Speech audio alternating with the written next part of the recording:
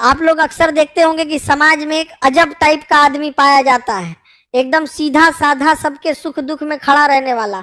और एक दिन क्या होता है, वो अचानक गायब, मोबाइल बंद, व्हाट्सएप पर डीपी गायब, सब जगह से आपको ब्लॉक मार दिया। अब आप लोग परेशान हैं, माथा पीट रहे हैं कि अरे भाई हमसे क्या गलती हो गई, वो पगला गया है क्या? अरे महाराज, वो पगलाया नहीं है। आज हम आपको उसका पूरा साइकोलॉजी समझाते हैं कि उसके अंदर का असली माजरा क्या है। देखिए, ये जो लोग अचानक सबको कट ऑफ करते हैं ना, ये कोई मतलबी या घमंडी लोग नहीं होते हैं। ये वो लोग हैं जो पहले हर किसी के लिए चौबीसों घंटे अवेलेबल रहते थे। रात को 2 बजे भी किसी का फोन आया कि भैया मन खराब है, तो ये अपनी नींद खराब करके उसकी नौटंकी सुनेंगे। खुद अंदर से टूट चुके हैं, लेकिन दूसरों के सामने ऐसे हंसेंगे जैसे इनसे खुश कोई है ही नहीं। अब एक बात बताइए, मोटरसाइकिल में पेट्रोल नहीं डालिएगा और खाली खींचते रहिएगा तो इंजन सीज नहीं करेगा? बिल्कुल करेगा। साइकोलॉजी में इसी को कहते हैं इमोशनल एग्जॉस्ट। वो आदमी अंदर से इतना थक चुका है कि अब उसके अंदर सोचने समझने की शक्ति ही नहीं बची है। उसको लगता है कि अगर वो अभी सबको नहीं छोड़ेगा तो खुद डिप्रेशन में चला जाएगा। अब आप कहेंगे कि अरे खान सर, थका था तो बोल देता, ऐसे बिना बताए भागने का क्या मतलब है? अरे भाई रुकिए, इसके पीछे एक बहुत गहरा बीमारी है जिसको कहते हैं अटैचमेंट ट्रॉमा। ये बीमारी बचपन से शुरू होती है। जब ये लोग छोटे थे ना, तब इनके घर परिवार या माहौल में इनकी भावनाओं की कोई कदर नहीं थी। रोते थे तो लोग कहते थे कि अरे नौटंकी मत करो। वहां इनके दिमाग में एक बात बैठ गई कि अपनी फीलिंग्स दिखाओगे तो लोग तुमको कमजोर समझेंगे। किसी पर भरोसा करोगे तो वो तुमको लात मार के चला जाएगा। अगर किसी के करीब आओगे तो वो तुम्हें छोड़ देगा। अब यही बच्चा जब जवान होता है तो अपने चारों तरफ एक अदृश्य दीवार बना लेता है। वो ऊपर से तो बड़ा सख्त दिखेगा, लेकिन उस दीवार के पीछे एक बहुत सेंसिटिव, बहुत लविंग और डरा हुआ इंसान होता है। जैसे ही उसको लगता है कि कोई उसकी दीवार तोड़कर बहुत करीब आ रहा है और वो फिर से हर्ट हो सकता है, वो तुरंत सबसे पहले वही करता है जो उसने बचपन में सीखा है, यानी वो वहां से 9 2 11 हो जाता है। इसी को साइकोलॉजी में कहते हैं अवॉइडेंट अटैचमेंट स्टाइल। और ये कोई कमजोरी नहीं है भाई, ये उसका सर्वाइवल मैकेनिज्म है, खुद को बचाने का एक तरीका है। जरा ध्यान से समझिएगा, सबको एक ही लाठी से मत हाकिए, क्योंकि सब लोग सेम रीजन से कट ऑफ नहीं करते। कुछ लोग दर्द की वजह से हटते हैं, कुछ आत्मसम्मान के लिए और कुछ खुद को ढूंढने के लिए। पहले वो लोग होते हैं जिन्हें बार बार धोखा मिला, जिन्होंने दिया बहुत और पाया कुछ नहीं, जो हर बार उठे, मुस्कुराए और माफ कर दिया। अब भाई पानी का गिलास है, भरते जाओगे तो एक दिन ओवरफ्लो होगा कि नहीं? तो जब वो आखिरी बार गायब होता है ना, तो वो उस एक दिन की बात पर नहीं बल्कि सालों के जमे हुए दर्द की वजह से गायब होता है। दूसरे वो लोग हैं जो एक दिन जागते हैं और रियलाइज करते हैं कि दूसरों को खुश करते करते, दूसरों की उम्मीदें पूरी करते करते उन्होंने खुद को पूरी तरह खो दिया है। उनकी अपनी कोई पहचान या सपने बचे ही नहीं हैं। तब उन्हें एहसास होता है कि अगर मैं अभी नहीं बदला तो जिंदगी भर किसी और के लिए जीता रहूंगा, खुद के लिए कभी नहीं। और तीसरे वो लोग हैं जो सबसे वीआईपी और मैच्योर होते हैं। ये लोग गुस्से में आकर ब्लॉक नहीं करते, ये जेन्युइनली ग्रो कर चुके होते हैं।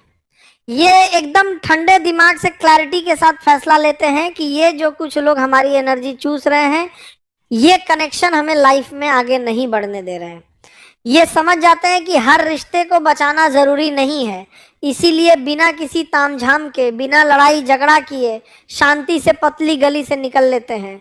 अब सबसे बड़ा सवाल ये है कि जब वो ब्लॉक करके गायब होते हैं तो क्या वो आराम से समोसा लिट्टी खा रहे होते हैं, उन्हें कोई फर्क नहीं पड़ता? अरे बिल्कुल गलत बात। जो लोग सोचते हैं कि ये पत्थर दिल होते हैं, वो एकदम गलत है।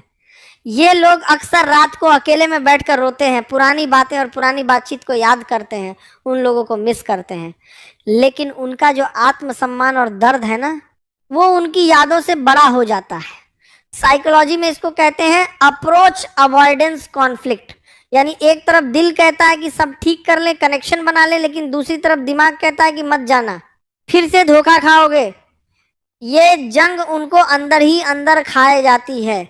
इसीलिए भाई, जो बिना कुछ बोले चला गया, उसे जज करने से पहले एक बार उसके दर्द को महसूस करो। उसे कायर या इमेच्योर मत कहिए। उसने बहुत बार समझाने की कोशिश की थी, इतनी बार मौके दिए थे, और जब कुछ नहीं बदला, तब उसने ये सबसे मैच्योर काम किया कि बिना तमाशा किए, बिना किसी को और हर्ट किए वो रिश्ता छोड़ दिया। क्योंकि कभी कभी खामोशी ही सबसे लाउड जवाब होती है। सच तो ये है कि जो लोग सबको कट ऑफ कर देते हैं, उनके अंदर एक साइलेंट लॉन्गिंग होती है कि काश कोई होता जो मुझे समझता, काश कोई होता जो मेरे जाने के बाद भी मेरे पीछे आता और मेरी उस दीवार को प्यार से तोड़ता। वो खुद मुंह से ये नहीं बोलेंगे, लेकिन अंदर से वो इसी सेफ स्पेस का इंतजार करते हैं जहां वो बिना किसी मास्क के रह सकें, जहां हर्ट होने का डर ना हो।